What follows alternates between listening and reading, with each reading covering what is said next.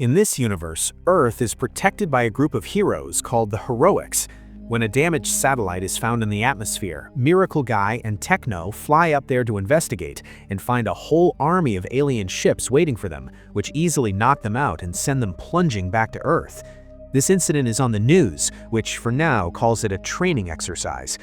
Marcus Moreno, the former leader of the Heroics that now only works at the hero's office, is watching this and getting increasingly worried, which is noticed by his daughter, Missy Moreno, who has no powers whatsoever.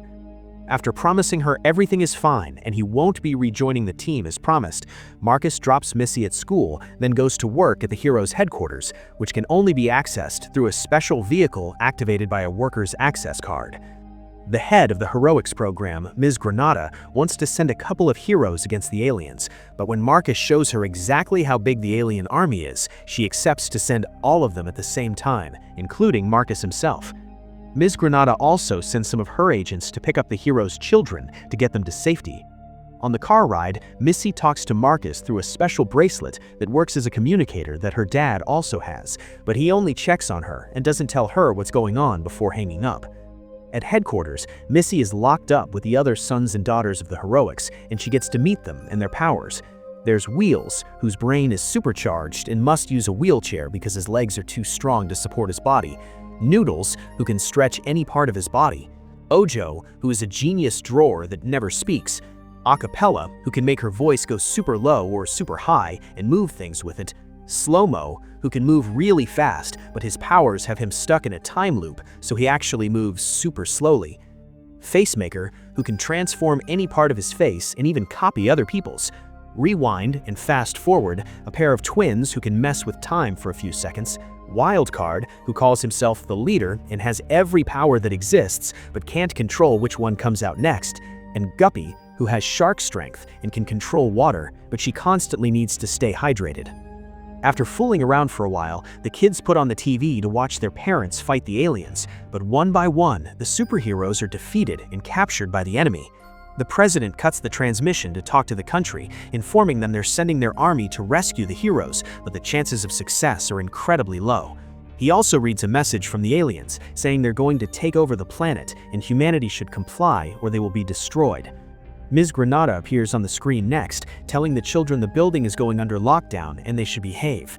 However, Missy thinks they should leave the room because they're about to be attacked. She knows this because she has realized Ojo's drawings show the future, proven by the fact she drew what the kids have done in the room before it happened, and now she has a drawing of an alien breaking in as well.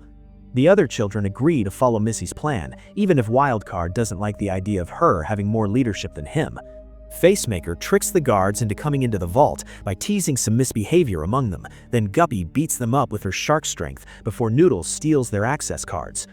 One of the guards manages to press the alarm button, locking them in as the aliens arrive, but Rewind turns back time, so when the guard tries again, Wheels hits him with his chair, and Noodles puts them all in handcuffs after stealing a jacket, which he puts on as he stretches his body to look like an adult. The children leave the room with Noodles at the front, pretending to be a guide taking them somewhere else, but Missy bumps into Ms. Granada and blows up their cover. The kids run as the alarm is raised and almost make it to the door, but it is sealed on their faces. However, they still have a possible escape route, the ceiling hatch. Acapella forms a stair by making the guards float, and Noodles stretches his arm to open the hatch, allowing the kids to climb up and escape to another floor, where they take the access vehicle thanks to the cards they stole. There are guards already waiting for them outside though, so Acapella uses her powers again to make the vehicle float away from the area. The problem is she can't steer, and they'll soon hit a building, so Noodles stretches his arm out of the window and grabs a pole to make them whirl around a couple of times before letting go, sending the vehicle in a new buildingless direction. The flight goes well for a couple of minutes until Acapella starts running out of breath, so Missy gives her an address to stop by. Stopping, in this case, means Acapella letting the vehicle drop and it crashing in a garden in its gazebo. The owner of the place is Anita Moreno, Marcus's mother and trainer of the Heroics.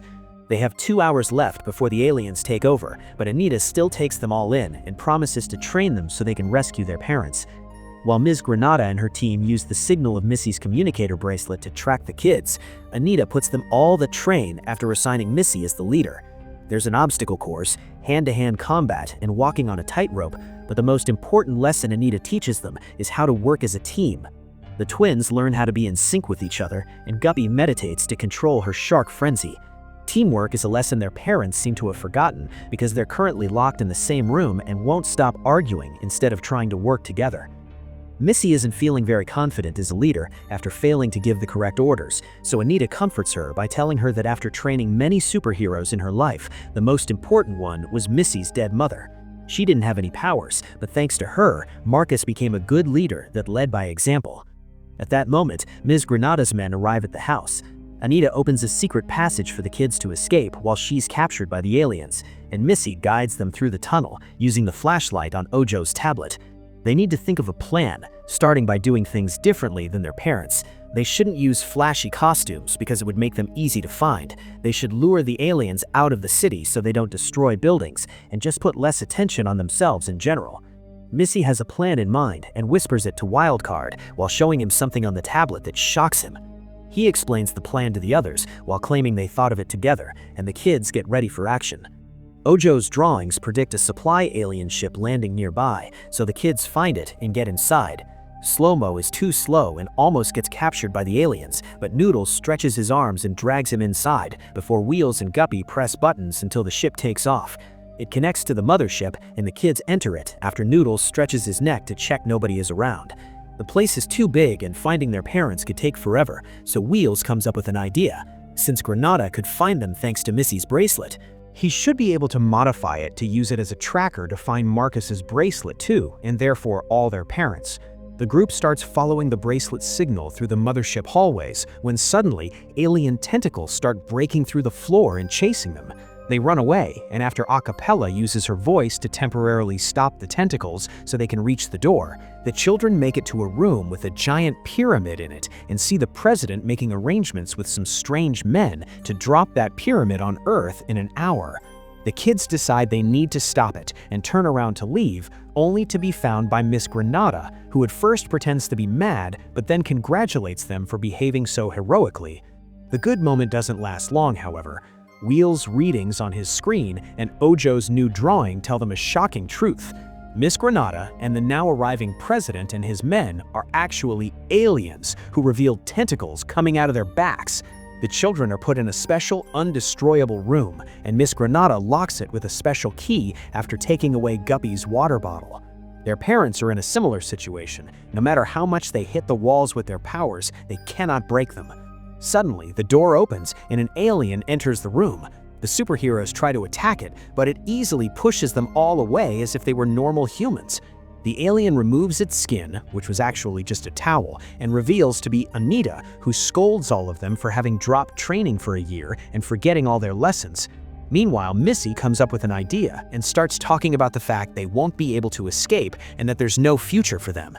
The other kids think it's rather depressing of her to get like that, but soon they catch on and begin saying sad things too, so everybody cries, and Guppy can collect the tears to make a key with her powers that they use to open the door and escape. They only have 18 minutes until takeover. Missy thinks they should stop the pyramid, while Wildcard thinks they should rescue their parents and let them handle this. He is angry that Missy took over as a leader and failed, so they end up splitting the group. Wildcard takes Facemaker with him to find their parents, while the rest of the group goes to stop the pyramid from dropping on Earth. Miss Granada is watching them go through this on the security cameras, and when noticing Wildcard and Facemaker argue with each other and split as well, she decides it's the perfect opportunity to capture Wildcard, whose lack of power control and temperament make him a perfect target. They catch him just a moment later, while he's trying to use his powers and failing at it. They take it to another room to interrogate him, but Wildcard answers all their questions with jokes. Meanwhile, the kids arrive at the room with the pyramid, but before they can enter it, they're surrounded by guards. The kids start fighting them hand to hand, except for Guppy, who is trying to stay calm. Missy gives her permission to use her shark frenzy, and Guppy goes all out, taking with her a good amount of guards. Wheels also beats up a nice bunch by sending his wheelchair after them after holding himself up on Noodle's arm. But all these moves aren't enough. The guards just stand up again and release their tentacles before grabbing some chains that were hidden on the ceiling and cuffing the children. Rewind and fast forward work together to turn back time, and Noodles grabs the chains before the guards do, cuffing them instead. When one of the guards takes out a set of keys to open the chains, they turn back time again and steal them before the guards can use them. The group enters the room, but when they're about to reach the pyramid, a force field appears around it. When they wonder who could have done this, Ojo finally speaks and reveals it was her who was an alien all along. She's been watching them work, and she's disappointed by the lack of teamwork and harmony among them. But Missy proves her wrong by speaking up to Wildcard, who hears her from the control room. It turns out Missy already knew Ojo was an alien because she saw it on one of her prophetic drawings, so she came up with a plan. Her fight with Wildcard had been an act to be able to split and reach the control room safely, because the kid that Miss Granada has right now is actually Facemaker pretending to be Wildcard, who is now pressing the right buttons to deactivate the shield around the pyramid.